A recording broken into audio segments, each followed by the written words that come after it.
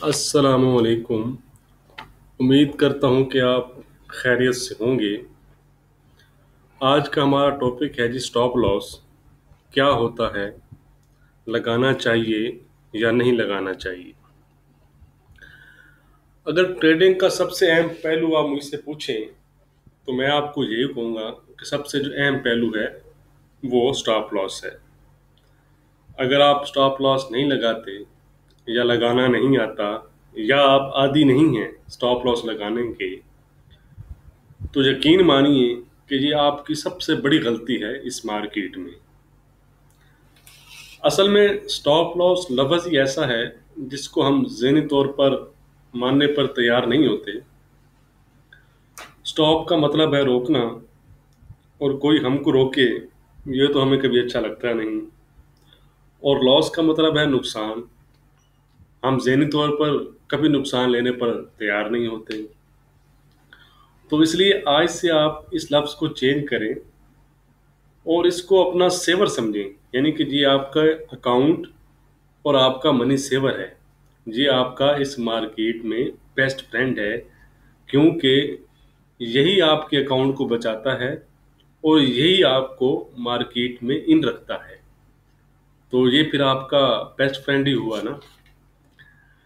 एक और चीज़ अगर आप देखें, आपने सुना भी होगा कि लोगों से कि जी 90% लोग फॉरेक्स में नाकाम होते हैं, नुकसान करते हैं। तो अगर आप दूसरी तरफ देखें तो तकरीबन 95% जो रिटेल ट्रेडर्स हैं वो स्टॉप लॉस नहीं लगाते। यानी कि आपको कुछ सिमिलरिटी नज़र आई।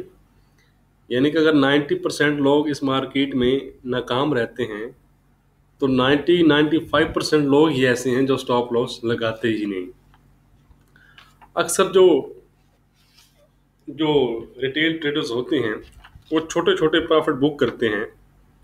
मिसाल के तौर पर उन्होंने 30 ट्रेड में प्रॉफिट बुक किया है, तो लेकिन वो 5 या 6 ट्रेड में ऐसा लॉस करेंगे उनका पूरा अकाउंट ही वाश हो जाएगा, उड़ जाएगा। क्यों? क्योंकि असल में उन लोगों के जहन में ब्रोकर या जो भी समझ लें आप, ये बात बिठाई गई है कि स्टॉप लॉस जो होता है वो श्योर लॉस होता है। आज एक कमिट में मुझे किया गया, इस वजह से मुझे ज़रा मैं वीडियो बना रहा हूँ कि वो समझते हैं कि जो स्टॉप लॉस है वो श्योर लॉस है।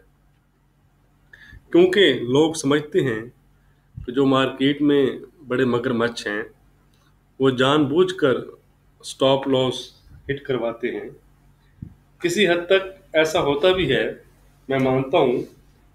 अक्सर मैंने आपको कहा भी होगा कि पंप एंड डंप, लेकिन ये चीज़ रोज़ नहीं होती। आपने देखे भी हो, ये वीकली या मंथली जाकर कभी कभार होती है। तो इसको हम ज़्यादा नहीं, इसको यानी कि इसको इम्पोर्टेंस दे सकते, क्योंकि स्टॉप लॉस ना लगाने से जो नुकसान होता है वो लगाने से नहीं होता। क्योंकि स्टॉप लॉस जो है वो आपको मार्केट में ज़िंदा रखता है, आपके अकाउंट को बचाता है।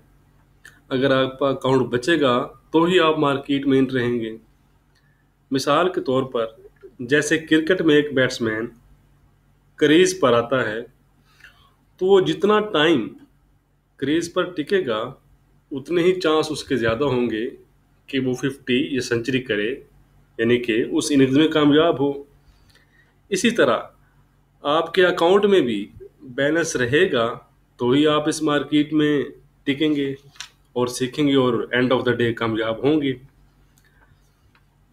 अक्सर जो न्यू कमर्स आते हैं वो लॉस करते हैं क्योंकि वो स्टॉप लॉस लगाना नहीं जानते या लगाते नहीं, और लॉस करके अपना अकाउंट वॉश करवा कर मार्केट से निकल जाते हैं।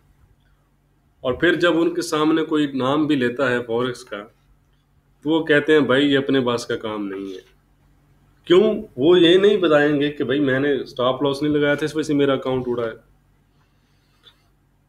तो मैं 100% यकीन से कहता हूँ, आप में से जो आप वीडियो देख रहे हैं, जितने भी लोगों ने लॉस किया होगा उन्होंने स्टॉप लॉस नहीं लगाया होगा।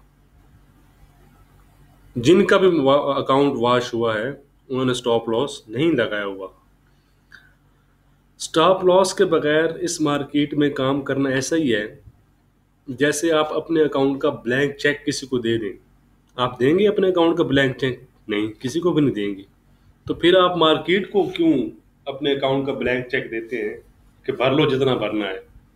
तो वो तो भर लेगा जितना आपका अकाउंट है और आपका अकाउंट उड़ा के रख देगा। ऐसा ही है। तो याद रखें कि एंड ऑफ द डे जो लोग स्टॉप लॉस नहीं लगाते वही श्योर लॉस करते हैं। स्टॉप लॉस श्योर लॉस नहीं है। जो लोग स्टॉप लॉस नहीं लगाते वो आखिरकार एक दिन मार्केट से श्योर लॉस करके निकलते हैं। क्योंकि मेरे ख्याल में जो लोग बगैर स्टॉप लॉस के काम करते हैं इससे ज़्यादा इस मार्केट में और रिस्की कुछ नहीं है। आज से आप एक रूल बना लें कि आपको नज़र आती है, मिसाल के तौर पर अगर आपको नज़र आती है कि यार भाई मैं यहाँ पर सेल की एंट्री करूँगा, यहाँ पर बाई की एंट्री करूँगा, तो आप देखेंगे मैं कितना लॉस बर्दाश्त कर सकता हूँ।